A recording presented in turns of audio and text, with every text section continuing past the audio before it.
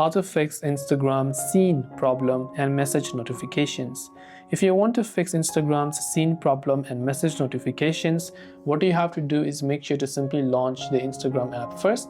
If you don't want a message to show seen whenever someone sends a message or you send a message yourself, right, you can turn off read receipts. So to do that, come to your profile page, tap the three lines icon from the very top right hand side, and when you've done that, here you can see various options. So go to messages and story replies, and you can see show read receipts. You can simply toggle this off if you don't want to see the seen watermark whenever you are reading a certain message or if the other person has read a message.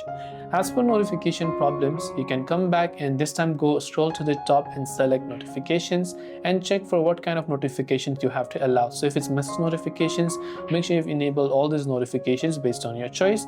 You must also enable notifications from your settings on your phone by going to settings, notifications, searching for app notifications, out of which you must select Instagram from here, and from Instagram making sure you have turned on the notifications.